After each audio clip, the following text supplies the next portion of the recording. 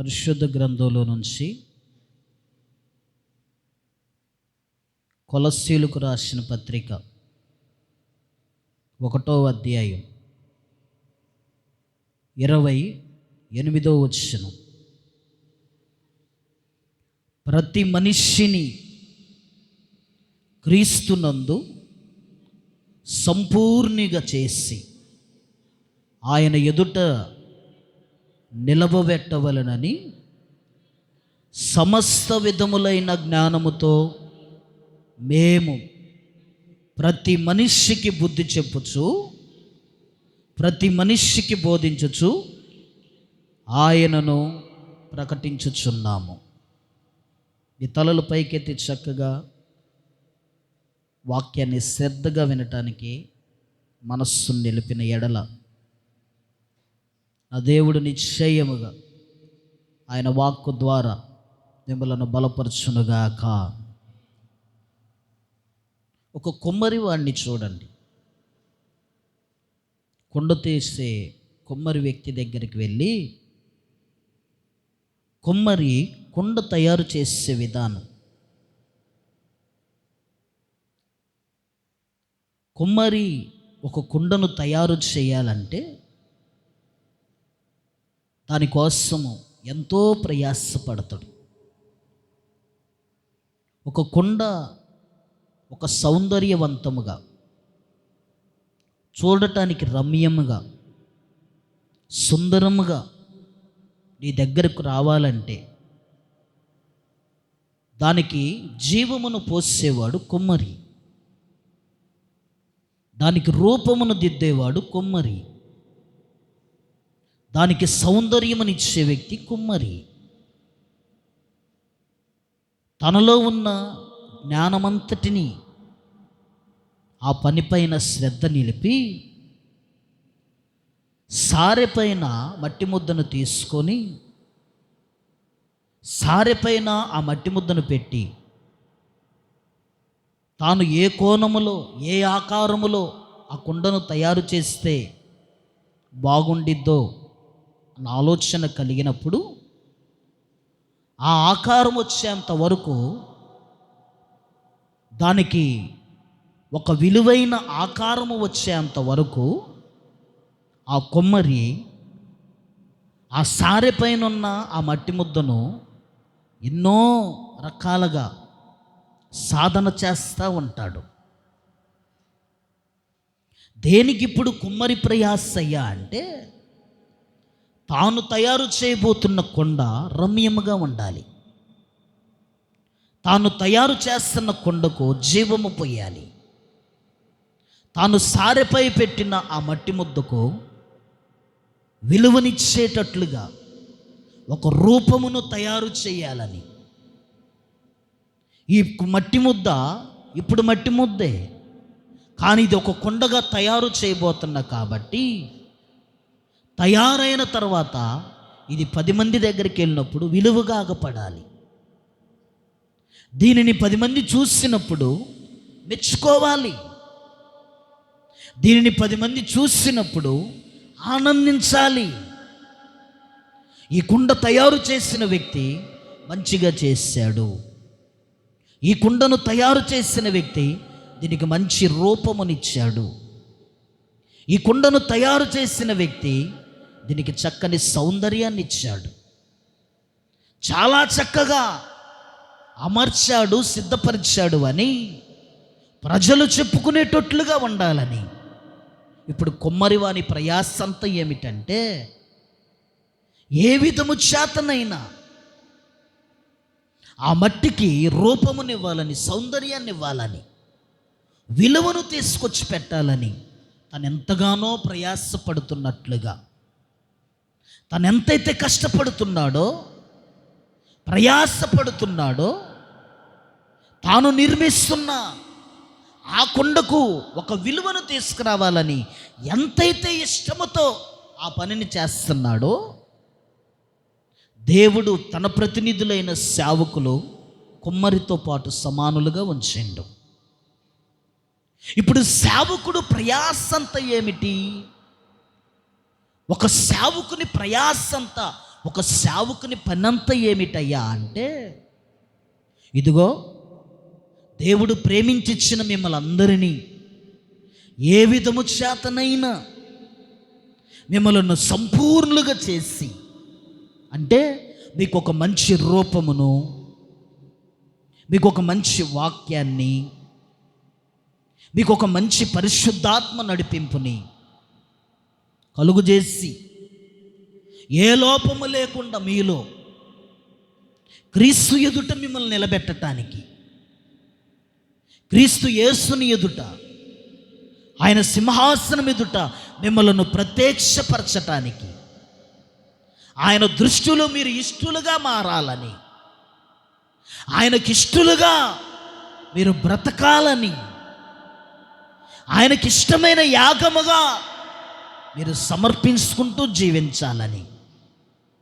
ఇప్పుడు దైవజనుడు ప్రయాసంత ఏమిటయ్యా అంటే, ప్రతి మనిషికి బుద్ధి చెప్పుచు, గద్దిస్తూ, జ్ఞానయుక్తముగా మీకు దేవుని వాక్యాన్ని ప్రకటిస్తున్నాడు. దేనికయ్యా అంటే, మీరందరూ క్రీస్తు యేసు ఎదుట సంపూర్ణులుగా నిలబడాలని. స్తోత్రం చెప్పండి. హల్లెలూయా. సేవకుడు బుద్ధి చెప్పేది పని లేక కాదు. సేవకుడు గద్దించేది ఏదో కోపం ఉండి కాదు. సేవకుడు మిమ్మల్ని సరిచేసేది మీరేదో ఇష్టమున్న ఇష్టం లేని వారుగా ఉన్నారని కాదు. ఒక దైవజనుడు, నేనే అయినా, ఈ వర్తమానం వింటున్న విశ్వాసులు ఇంకెవరైనా కానీ, మీ సేవకుడు నిన్ను గద్దిస్తున్నాడంటే, మీ సేవకుడు మీకు బుద్ధి చెబుతున్నాడంటే, మీ సేవకుడు మిమ్మల్ని కాస్త కఠినముగా మాట్లాడుతున్నాడంటే, దాని వెనక ఒక కారణం ఉండిద్ది. ఏంటి ఆ కారణం అంటే, మీలో ఏ లోపము కూడా ప్రభువుకి దూరం చేయకూడదని. అది మాట అయి ఉండొచ్చు, ప్రవర్తన అయి ఉండొచ్చు, ఆలోచన అయి ఉండొచ్చు, నడవడిక అయి ఉండొచ్చు. ఏ విధము చేతనైనా ఇతరుల మనుష్యుల ఎదుట మీరు తక్కువగా కాకూడదని, మీ ప్రేమ తక్కువ కాకూడదని, దేవుని దృష్టిలో మీరు వేషధారులుగా బ్రతకూడదని, మీలో ఏదన్నా ఒక లోపము సేవకుడు కాకపడ్డప్పుడు సేవకుడు ఏం చేస్తాడు తెలుసా? మీకు బుద్ధి చెబుతాడు. సేవకుడు మిమ్మల్ని హెచ్చరిస్తాడు. సేవకుడు మిమ్మల్ని గద్దిస్తాడు. ఆ గద్దింపుని, ఆ మాటను నువ్వు మాత్రం కష్టంగా అనుకున్నావనుకో, అది నీకు నష్టాన్ని తీసుకొచ్చి పెట్టిద్ది. కుండ కావాలంటే మన్ను మరుగైపోవాలి. కుండ ఒక రూపానికి రావాలంటే, ఒక సౌందర్యవంతంగా మారాలి అంటే, సారెపైనున్న మన్ను మరుగైపోవాలి. ఎవరి చేతిలో మరుగైపోవాలయ్యా అంటే, కుమ్మరివాని చేతి కింద ఏమవ్వాలి చెప్పండి? మరుగైపోవాలి. కుమ్మరివాని చేతి కింద మరుగైపోతే కుమ్మరివాడు దానికి ఏం పోస్తాడో తెలుసా? జీవం పోస్తాడు. స్తోత్రం చెప్పండి. రూపమును పోస్తాడు, సౌందర్యాన్ని పోస్తాడు, విలువనిస్తాడు, అందరూ మెచ్చుకునేటట్లుగా చేస్తాడు. నువ్వు నన్ను నలుపుతున్ను, నువ్వు నన్ను పిసుకుతున్ను, ఎట్టబడితే అట్ట తొక్కుతున్ను, ఎలా పడితే అలాగా విరుస్తున్ను అని అందు మన్ను. ఎందుకో తెలుసా? ఆ మన్నుకు తెలుసు, నా యజమానుడు నన్ను నలిపినా, నా యజమానుడు ఇప్పుడు నన్ను కాళ్ళతో తొక్కినా, నా యజమానుడు నా పైన నీళ్లు పోసి మట్టినని చెప్పేసి పిసికినా, ఒకరోజు నాకు జీవమును పోసేది నా యజమానుడే. ఒకరోజు నాకు సౌందర్యమును నా యజమానుడు ఇస్తాడన్న నమ్మకం ఆ మన్నుకుంది. కాబట్టి సారెపైనున్న ఆ మట్టి ముద్ద, సారెపైనున్న మట్టి ముద్ద ఏం చేస్తుందంటే కొమ్మరి చేతి కింద మరుగైతుంది. ఇప్పుడు మరుగైన మన్ను ఏమైందో తెలుసా? ప్రకాశవంతముగా మారింది. స్తోత్రం చెప్పండి. చూడటానికి రమ్యంగా మారింది, చూడటానికి సుందరంగా మారింది. దేనికయ్యా అంటే ఆ మన్ను కొమ్మరికి అప్పగించుకుంది. ఆ మన్ను కొమ్మరికి అప్పగించుకుంది. కొమ్మరి నలుపుతున్నా, ఏమండి ఇబ్బంది పెడుతున్నా, అనేక రకాలుగా అటిశ్రేసి విలువలేనట్లుగా చూస్తున్నా మన్ను మరుగైపోయింది. కాబట్టి ఇప్పుడు రోడ్డు మీద చూసుకుంటూ పోతా ఉంటే మనకి కొన్ని కొండలను చూసినప్పుడు ఆశ్చర్యం వేసిద్ది. సమ్మర్ టైంలో వచ్చేపాటికి కొండలు చూడండి ఎన్ని పెడతారు రోడ్ల మీద. మనం అనుకుంటాం ఈ కొండ మన ఇంట్లో ఉంటే ఎంత బాగుండిద్దో. ఒకప్పుడు అది అనుకోవచ్చు, నన్ను విలువలేనట్లుగా తొక్కుతుండు, విలువలేనట్లుగా నలుపుతుండని, విలువలేని మాటలు అంటుండే అనుకోవచ్చు. కానీ ఇప్పుడు రోడ్డును పోయే వాళ్ళందరూ ఆ కొండ గురించి మాట్లాడుకుంటుంటే, ఆ కొండ ఇంటికి వెళ్ళిన తర్వాత ఒక పనివాడు లేదంటే ఒక యజమానుడు దాన్ని కొనుక్కొని ఇంటికి తీసుకెళ్ళి దాంట్లో నీళ్ళు పోసిన తర్వాత దాంట్లో నుంచి చల్లటి నీరు వస్తుంటే కొండకి ఎంత మంచి పేరు వస్తుందో. అబ్బా ఈ కొండ చూడు ఎంత చల్లటి నీళ్ళు ఇస్తుందో. అంటే ఇప్పుడు వీటన్నిటికీ గల కారణం ఏమిటంటే, మన్నై ఉన్న మన్ను కొమ్మరి చేతి కింద మరుగై ఉండే పట్టే ఇంత పేరు, ఇంత ఖ్యాతి, ఇంత ఘనత నా దేవుడు ఆ మన్ను పనికిరాదనుకున్న దానికి జీవములుగా మార్చిండు. స్తోత్రం చెప్పండి. కాబట్టి ఇప్పుడు సేవకుడు నిన్ను గద్దిస్తుందంటే క్షేమానికా నష్టానికా చెప్పాలి. సేవకుడు నీకు బుద్ధి చెబుతున్నాడంటే క్షేమానికా నష్టానికా? సేవకుడు నిన్ను సరిచేస్తున్నాడంటే నువ్వు చెడిపోవాలన్నా మంచిగా ఉండాలనే. ఇప్పుడు పౌలు అనే విషయం కూడా ఏమిటంటే, ప్రతి మనుష్యుని క్రీస్తునందు సంపూర్ణిగా చేసి ఏ లోపము లేకుండా, ఏ మచ్చ లేకుండా, ఏ భేదము లేకుండా క్రీస్తు యేసునందు మీరు నిలబడినప్పుడు, నీలో ఈ లోపం ఉందరా బాబో, నీలో ఈ పరిస్థితి ఉంది, నీ మాట బాగాలేదు, నీ ప్రవర్తన బాగాలేదు అని అనిపించుకోకుండానే ప్రతినిధులుగా, రాయబారిగా, కొమ్మరిగా ఉన్న సేవకుడు నిన్ను ఏం చేస్తాడంటే సరిచేయటానికి ఇష్టపడ్డాడు. కాబట్టి నీ మీద కోపంతో కాదు సుమి, నీ మీద కక్షతో కాదు, నీ మీద ప్రతీకారంతో కాదు సేవకుడు నిన్ను గద్దించినా, బుద్ధి చెప్పినా, సరిచేసినా నువ్వేదో అయిష్టంగా ఉంటున్నావని కాదు. దేనికయ్యా అంటే ఒక సేవకుని ప్రయాసంతా, ఒక సేవకుని పనంతా ఏమిటంటే క్రీస్తు యేసుని ఎదుట మిమ్మల్ని అందరినీ సంపూర్ణంగా చేయాలని, నీలో ఏ మచ్చ లేకుండా క్రీస్తు సింహాసనం ఎదుట నిలబెట్టాలని, క్రీస్తు సింహాసనం ఎదుట సంపూర్ణత కలిగిన భక్తిని, ప్రార్థన జీవితాన్ని, విశ్వాస జీవితాన్ని, నిరీక్షణతో కూడిన జీవితాన్ని నీలో దారపోయాలని. ఇప్పుడు నీలో ఏదన్నా ఒక పొరపాటు సేవకుడు కాకపడితే ప్రేమ లోపలే ఉండిద్ది సేవకునికి. కానీ అంతసేపు ఏం చూపిస్తాడంటే గద్దింపును చూపిస్తాడు, బుద్ధి చెబుతాడు, సరిచేస్తాడు.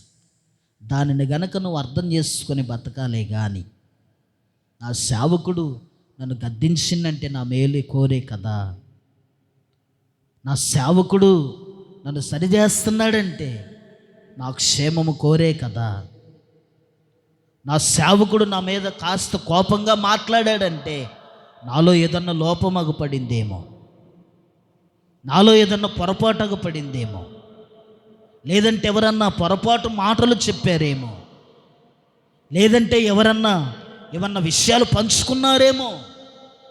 అందుకే ఎప్పుడు గద్దించని సేవకుడు గద్దిస్తుండు, సేవకురాలు గద్దిస్తుంది. ప్రేమగా ఉండే వాళ్ళమే, కానీ ఎందుకో కఠినమైన మాటలు ఎదురవుతున్నాయి, సీరియస్గా మాట్లాడుతున్నారు. ఏదో ఒక రకమైన వార్నింగ్ మాకు ఎదురవుతుందని నువ్వు ఎరగాలే. కానీ అదిగో నీలో ఏదైతే సంపూర్ణతకు అడ్డుగా ఉంటుందో, పరిపూర్ణతకు అడ్డుగా ఉంటుందో వాటన్నిటిని నా దేవుడు నిశ్చయముగా నీలో నుండి తీసివేసి సేవకుడు గద్దింపును సరి చేసుకునే అనుభవాన్ని నువ్వు గనక అంటుపెట్టుకొని బ్రతకాలే కానీ సంపూర్ణంగా నా దేవుడు నిశ్చయముగా మిమ్మల్ని చేస్తాడు. సేవకుడు పనే అదండి. సేవకుడికి దేవుడు అప్పగించిన పనే అది. సేవకులు భయపడుతున్నారు విశ్వాసులను చూసి. నేటి సమాజంలో చాలామంది సంఘాలలో జరిగే పరిస్థితి ఏంటో తెలుసా? సేవకుడికి విశ్వాసులు భయపడట్లేదు, విశ్వాసులను చూసి సేవకుడు భయపడాల్సి వస్తుంది. ఎందుకంటే సమాజంలో అలా తయారైపోయారు. బెదిరించుకుంటూ సేవ చేయించుకోవటం, రాకపోతే రాలేదని నిందలు, ఒక మాట ఏదన్నా వినకపోతే మా మాట వినట్లేదన్న నిందలు, ఏదన్నా చెప్పకుండా వెళితే మాతో చెప్పట్లేదు, మాకు చెయ్యట్లేదు, మమ్మల్ని ప్రేమించట్లేదన్న నిందలు, ఇలాంటి ఎన్నో ఎదురవుతున్నాయి. కాబట్టి సమాజంలో చాలామంది సేవకులు సంఘానికి భయపడుతున్నారు, దేవునికి భయపడి సేవ చేయట్లేదు, పిలిచిన దేవునికి భయపడట్లేదు, సేవ ఇచ్చిన దేవునికి భయపడట్లేదు, పరిచర్య ఇచ్చిన దేవునికి భయపడట్లేదు, విశ్వాసులకు భయపడి బ్రతుకుతున్నారు. ఆ సంఘం ఎలా వర్ధిల్లిద్ది? ఆ సంఘం ఎలా దేవునికి ఇష్టంగా ఉండిద్ది? అసలు నిజమైన సేవకుడు, పిలవబడిన సేవకుడు, వాక్యం ఎరిగిన సేవకుడు ఏం చేస్తాడో తెలుసా? సంఘానికి ఎప్పుడు బుద్ధి చెబుతూనే వాక్యం చెబుతాడు, సంఘాన్ని గద్దిస్తూనే వాక్యం చెబుతాడు. ఎందుకో తెలుసా? పౌలు చెబుతున్న మాట, ప్రతి మనిషిని క్రీస్తు సింహాసనం ఎదుట సంపూర్ణంగా చేయాలని, సమస్త విధములైన జ్ఞానముతోనూ మేము ప్రతి మనిషికి బుద్ధి చెప్పుచు, ప్రతి మనిషికి బోధించుచు ఆయనను ప్రకటించుచున్నాము. స్తోత్రం చెప్పండి. ఇప్పుడు సేవకుడు మీకు భయపడితే ఆశీర్వాదమా? సేవకుడికి మీరు భయపడితే ఆశీర్వాదమా? చెప్పాలి. సేవకుడు మీకు భయపడి సేవ చేస్తే మంచిదా? దేవునికి భయపడి సేవ చేస్తే మంచిదా? సేవ ఎవరిది? దేవునిది. సంఘం ఎవరిది? దేవునిది. పిలిచిందెవరు? దేవుడు. కృపనిచ్చేదెవరు? దేవుడు. సంఘాన్ని కట్టేదెవరు? దేవుడు. ఇప్పుడు సేవకుడు ఎవరికి భయపడాలి? దేవునికి. సంఘముగా మనమందరి వారికి భయపడాలి? దేవునికి. సేవకుడు ప్రయాస అంతా ఏమిటంటే, నీలో ఏదన్నా ఒక లోపం అగుపడినప్పుడు నీకు బుద్ధి చెబుతాడు, నిన్ను గద్దిస్తాడు.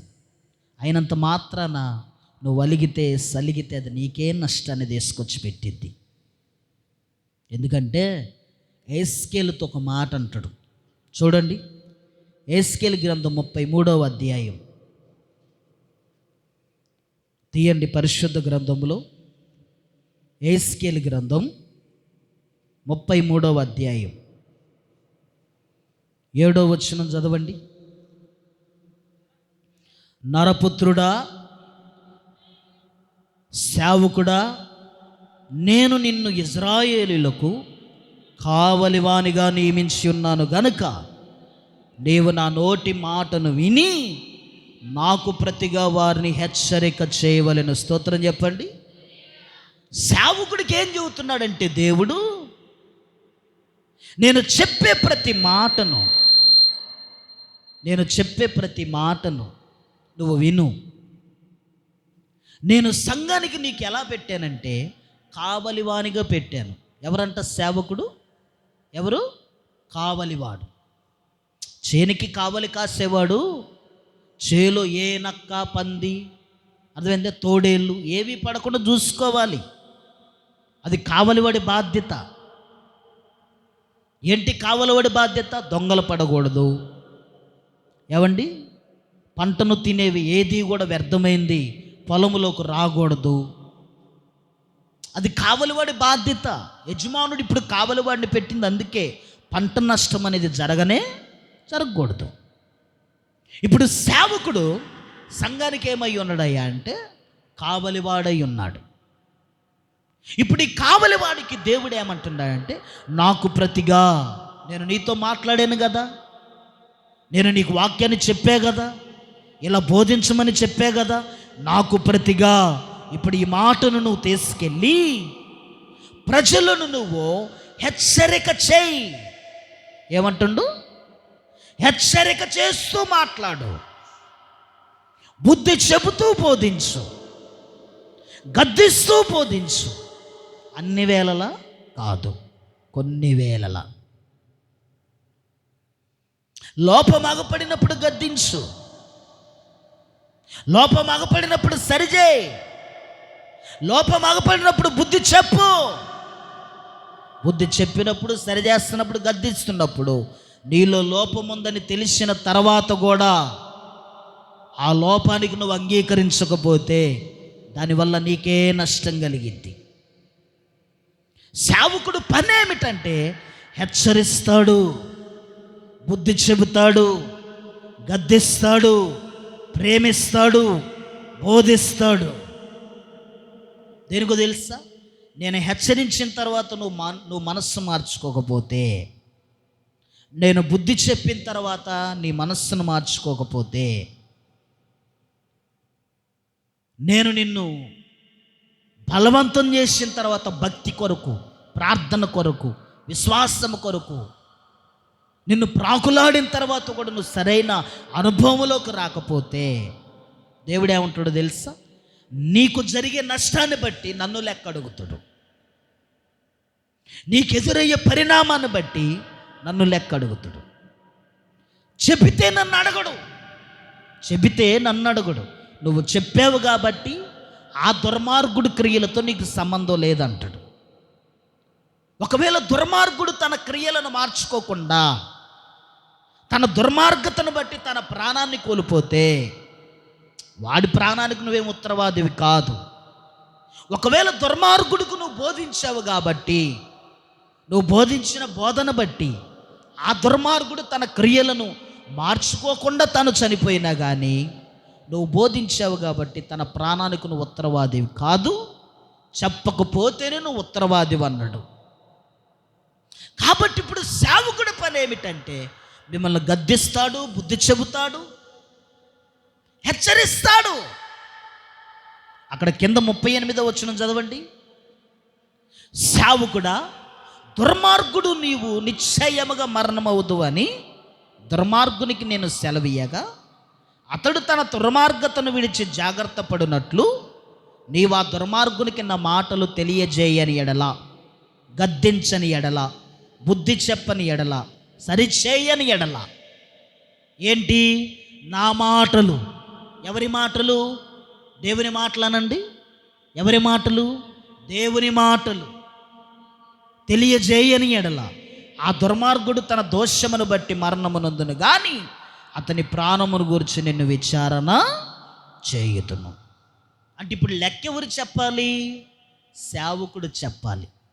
దేనికి తెలుసా?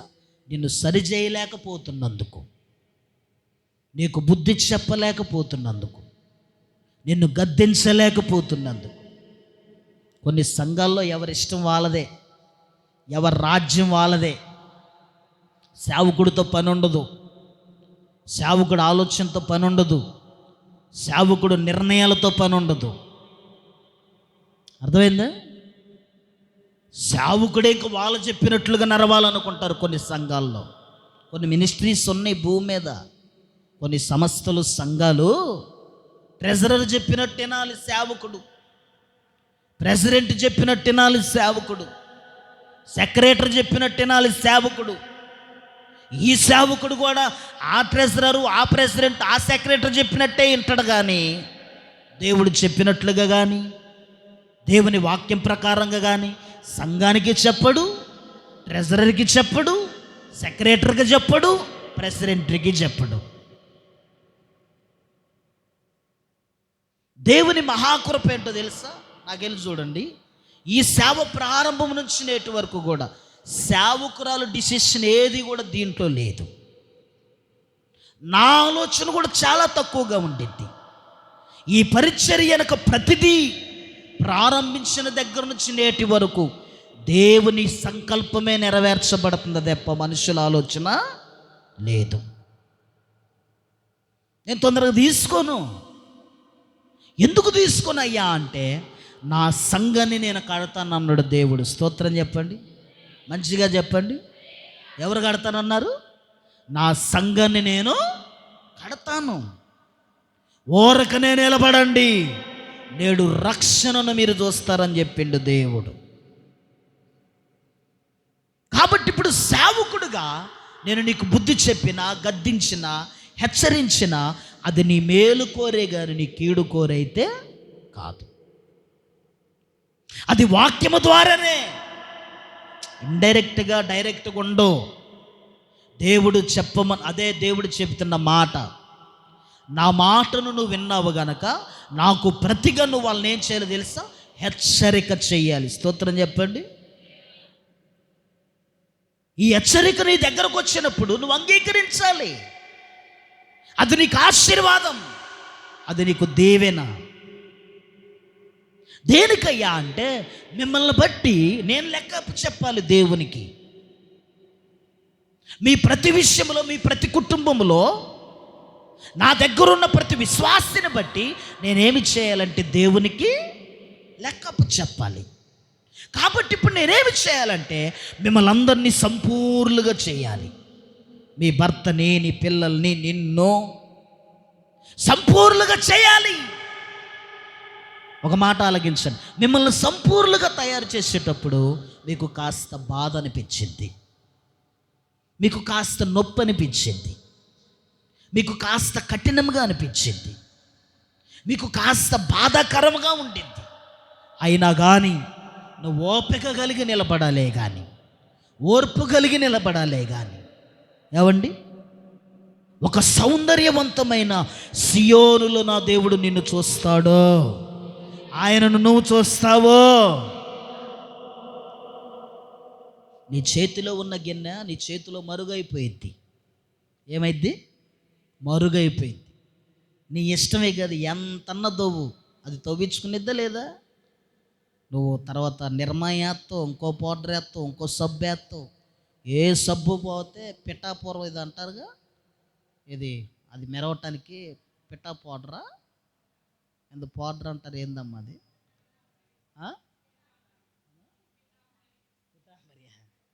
ఆ పౌడర్ తెస్తారు. ఏమండి, ఇంకా జాలిపోతే చింతపండు వేస్తారు. ఉన్నగా ఎట్టయినా ఇది ఇంట్లో వచ్చే వాళ్ళకి తగ మెరియాలి, కళ్ళకగపడాలబ్బా. ఇది ఆడే పెట్టాలి, దీన్ని రుద్దాలా, ఆడబెట్టాలా. అంటే నువ్వు ఎంత సంతోషంగా దాన్ని రుద్దుతున్నావు, నువ్వు ఎంత ఆనందంగా దాన్ని ఆస్వాదిస్తున్నావు. నువ్వు నీ ఇంట్లో ఉన్న పనిముట్టు పట్ల నువ్వు అంత శ్రద్ధ కలిగి ఉంటే, నీకు రక్షణ ఇచ్చి, బాప్తిసం ఇచ్చి, నీ కొరకు ప్రాణం పెట్టి, నిన్ను సింహాసనానికి వారసురాల్ని వారసుడు చేయాలని ఆయన కోరతంటే, నిన్ను కొద్దిగా రుద్దితే చాలు, నీ అంత అలుగుడు భూమి మీద ఎవరు అలగరు. కొద్దిగా నొచ్చుకునే మాటలు వస్తే చాలు, హృదయానికి గాయపడే మాట వస్తే చాలు. ఈ భూప్రపంచములో, పరలోకములో కూడా అంత అలుగుడు లేదు, కానీ నీ దగ్గర ఉంది అంత అలుగుడు. విశ్వాసులు అలిగే అంత అలుగుడు అన్నిలు కూడా అలగరు. అలుగుడంత ఏడుందో తెలుసా? క్రైస్తవుల దగ్గరే ఉంది. అది పుట్టిల్లు. అది ఏ ఇల్లు? అది పుట్టిల్లు. దేనికో తెలిసి ఇప్పుడు సంపూర్ణంగా తయారు చేసే కోణంలో నీకు నొప్పి కలుగుతుంది. నువ్వు కడిగే గిన్నె మాత్రం నువ్వు ఎట్టైన రుద్దుతావు, నీ ఇష్టం. అవసరమైతే కొద్దిసేపు రుద్ది ఒక ప్లేటు భోజనం చేసేనా పోయి రుద్దుతావు మళ్ళీ నువ్వు. సేవకుడు మాత్రం నిన్ను సంపూర్ణంగా చేయటానికి ఒక 2 మాటలు, కఠినమైన మాటలు అంటే చాలు. ఏదో మొత్తానికి చేరింది, పోయింది, చెప్పారు, చేర్చారు, ఎన్నొత్తాయిక. మరి ఇది నా మేలు కోరే కదా, నాకు క్షేమం కోరే కదా.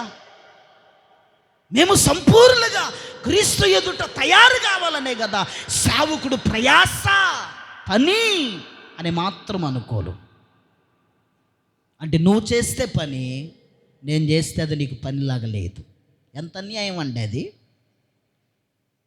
నువ్వు చేస్తే పని, నేను చేస్తే పని కాదు. నువ్వు కోరుకున్నది నేను కోరుకుంటున్నా. నీ పనిముట్టుకు నువ్వు విలువ కావాలనుకుంటున్నావు. నా దగ్గరున్న నీకు, నా దేవుని ఎదుట నీకు విలువ కావాలని నేను కోరుతున్నా. స్తోత్రం చెప్పండి. విలువైందేనే కాదు నేను కోరేది, విలువైందే కాదు. నీకు అది ఎలాగుందో తెలుసా?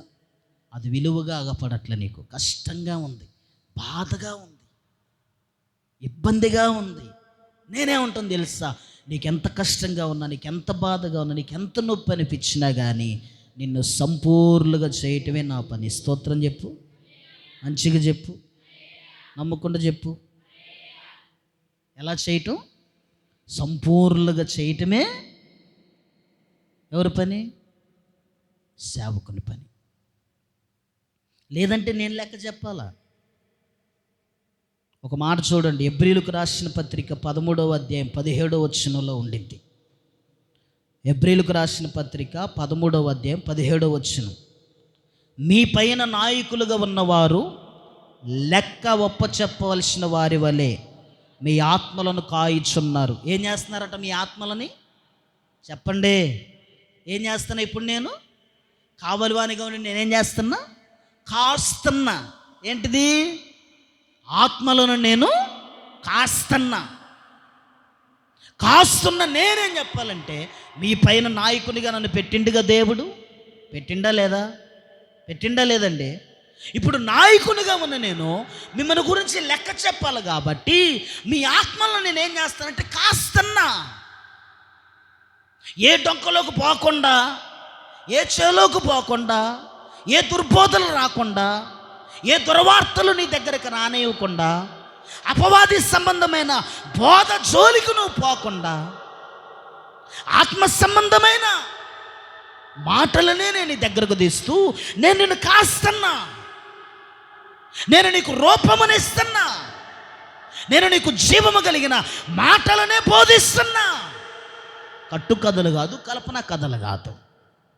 మీ పైన నాయకుడిగా నేనున్నాను కాబట్టి మీ అందరి గురించి నేను లెక్క చెప్పాలి కాబట్టి మిమ్మల్ని అందరినీ నేను కాస్తున్నా కాబట్టి వారు దుఃఖముతోనూ, ఆడ చూడండి, వారు దుఃఖముతో ఆ పని చేసిన ఎడల మీకు నిష్ప్రయోజనము గనక దుఃఖముతో కాక ఆనందముతో చేయనట్లు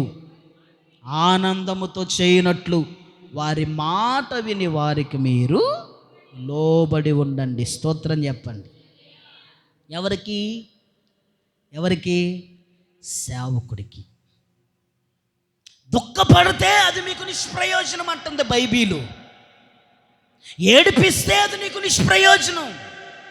నీ సేవకుడు నీకు బుద్ధి చెప్పిన తర్వాత నా జోలికి రావద్దంటే నీ జోలికి ఎందుకు వస్తాడు? వస్తాడా సుప్రజ? వస్తాడా మేరమ్మ? రాడు. ఇంకా నీ జోలికి ఎందుకు వస్తాడండి? సేవకుడు బుద్ధి చెప్పడం నీకు ఇష్టం లేనప్పుడు, సేవకుడు సరిచేయటం నీకు ఇష్టం లేదన్నప్పుడు, సేవకుడు సమాధానపరచటం నీకు ఇష్టం లేదన్నప్పుడు నా జోలికి రావద్దు, నా ఇంటికి రావద్దు, నా శుద్ధి నీకు వద్దన్న తర్వాత సేవకుడు వస్తాడా? మరలా నీకు బుద్ధి చెబుతాడా? చెప్పు. కానీ పౌలు అనే మాట ఏంటంటే వారిని దుఃఖ పెట్టొద్దు, వారిని ఏడిపించొద్దు. సేవకుల్ని ఈ లైవ్లో వింటున్న వారైనా ఏ విశ్వాస అయినా కానీ సేవకుడిని అర్థం చేసుకోవటం నేర్చుకో. సేవకుడు పై రూపమును కాదు చూడాల్సింది, అంతరంగంలోకి వెళ్ళి ఆలోచన చేయటం కూడా నేర్చుకోవాలి ప్రతి విశ్వాసి. ఆ జోలికి రావద్దన్న తర్వాత ఇంకెందుకు వస్తాడండి సేవకుడు? వదిలేస్తాడు. ఇప్పుడు నష్టమైన తర్వాత, నీకు నష్టం జరిగిన తర్వాత సేవకుడికి ఏమన్నా అయిద్దా? దేవుడు ఆల్రెడీ చూసిండు. అరే బాబు, నువ్వు బుద్ధి చెబుతుంటే ఆ అమ్మాయి వద్దన్నది వదిలేసేయి, ఆ అబ్బాయి వద్దన్నడు వదిలేసేయి, ఆయన వద్దన్నడుగా ఆమె వద్దన్నది వదిలేసేయి. ప్రభు మరి ఆమె ప్రాణానికి ఉత్తరవాదయ్య అంటే నిన్ను అడగను నేను, నీకు జవాబు లేదు, వదిలేసేయి. వాళ్ళ ఇష్టానుసారంగా ఎట్టన్నా బతకనే, ఎట్టన్నెగరని డ్యాన్స్లే చేసుకుంటారు, పండగలే చేసుకుంటారు, పబ్బాలే చేసుకుంటారు, వదిలేసే. నీకు సంబంధం లేదన్న తర్వాత ఇంకెందుకండి? కానీ కింద ఒక మాట అంటుండు, వారు దుఃఖపడకుండా సంతోషముగా ఉండినట్లుగా వారికి మీరు లోబడి ఉండండి. స్తోత్రం చెప్పండి, మంచిగా చెప్పండి. ఈ పరిచర్యలో లోబడి జీవించిన ప్రతి కుటుంబాన్ని దేవుడు ఆశీర్వదిస్తానే ఉన్నాడు. నిజం చెబుతున్నా నేను. అవసరతి మెసేజ్ మళ్ళీ యూట్యూబ్లో ఉండేది చూసుకోండి మీరు. సేవకునిగా నేను చెప్పే ప్రతి మాటను లోబడి వింటున్న ప్రతి కుటుంబాన్ని దేవుడు ఎక్కడ కూడా అన్యాయం చేయలేదు, త్రోసివేయలేదు, నెట్టివేయలేదు, తృణీకరించలేదు. ఆపత్కాలములో కూడా నా దేవుడు నిశ్చయముగా ఆదుకున్నాడు. హల్లెలూయా. కొన్నిసార్లు కష్టం అనిపించింది, కొంతమందికి కష్టం అనిపించింది. ఎంత కష్టం అనిపించింది అంటే అంత కష్టం అనిపించింది. ఆయన ఒక మాట చెప్పాను, కష్టం అనిపించినా కానీ సేవకుని అర్థం చేసుకునే మనస్సు వారి దగ్గర ఉంది కాబట్టి దాన్ని మరలా ఇష్టంగా ఎంచుకున్నప్పుడు ఏదో ఒక కోణములో నా దేవుడు వారిని ఆశీర్వదిస్తూనే ఉన్నాడు తప్ప త్రొక్కైనే లేదు, నెట్టివేయలేదండి. దేవుడు మర్చిపోవుటకు అసమానుడు కాదు, మర్చిపోయే దేవుడు కాదు. ఇదే ఎబ్రీ పత్రికలో ఉండిద్ది కదా, పరిచర్య చేయుట మానకుడి అంటాడు. కొంతమంది చేసి మర్చిపోయారు కానీ నమ్మదగిన దేవుడు మాత్రము దానిని మర్చిపోలేదని ఉండిద్ది. స్తోత్రం చెప్పండి. కాబట్టి ఇప్పుడు మిమ్మల్ని ప్రేమించి బుద్ధి చెబుతున్న సేవకుడికి మీరు ఏమివ్వాలంటే లోబడాలి. అది మీకు ఆశీర్వాదం, మీకు దీవెన. సేవకుడికి మేమే ఆగపడుతున్నవేమో, మేమే దొరుకుతున్నవేమో, మేమంటే ఇది, మేమంటే అది అనుకొని నువ్వు ప్రచారం చేసుకుంటూ తిరగటమే తప్ప సేవకుడైతే ఎక్కడ కూడా చేయడు. లోబడండి, దుఃఖపెట్టొద్దు, సంతోషంగా వారి పనిలో పాలిభాగస్తులు కాండి.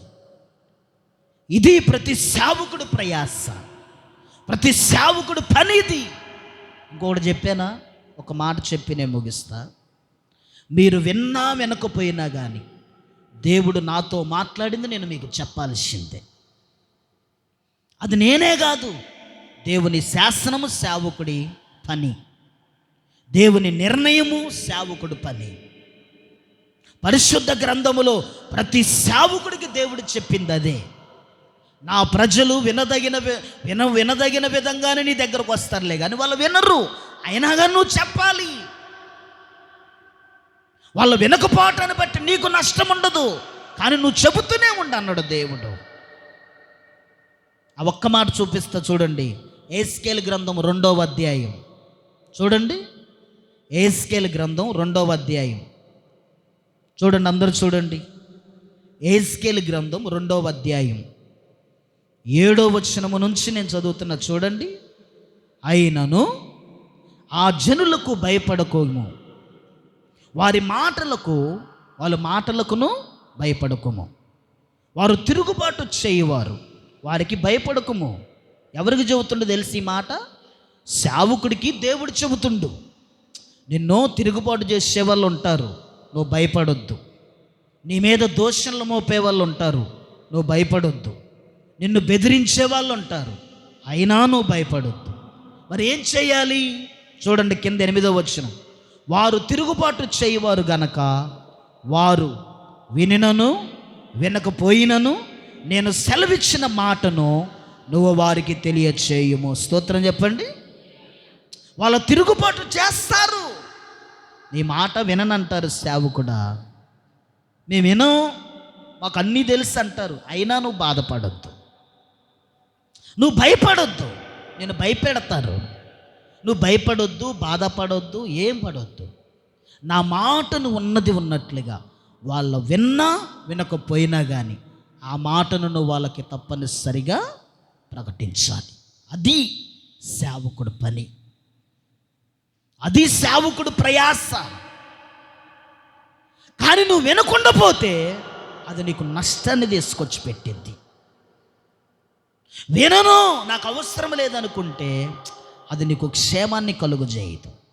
జాగ్రత్తగానండి. సేవకుడు నీకు భారం కాకూడదు, దేవుడు నీకు భారం కాకూడదు. నేను ఒకసారి ఉపవాస ప్రార్థనలో చెప్పే ఈ మాట, ఇర్మియా గ్రంథంలో అంటాడు కదా, యెహోవా మాకు భారమైందన్న మాట మీలో నుండి రాకూడదు. దేవుడు భారం అవ్వటం ఏంటండి? ప్రార్థన భారం అవ్వటం ఏంటి? ప్రార్థనకు రామ్మ అంటే భారంగా మాట్లాడతారు,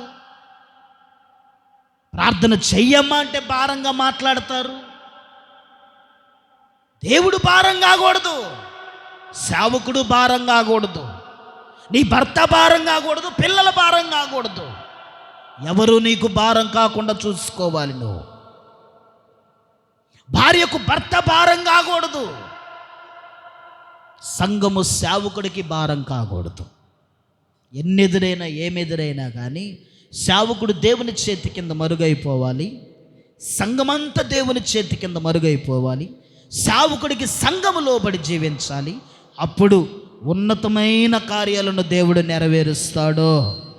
హల్లెలూయా, హల్లెలూయా, హల్లెలూయా. నువ్వు ఆశీర్వదింపబడాలంటే, నువ్వు దీవించబడాలంటే, నీకు మేలు కలగాలంటే, నీకు సంతోషం కలగాలంటే, నువ్వు ఎంజాయ్ఫుల్గా ఉండాలంటే సేవకుడు గద్దింపును విసుక్కోవద్దు దయచేసి.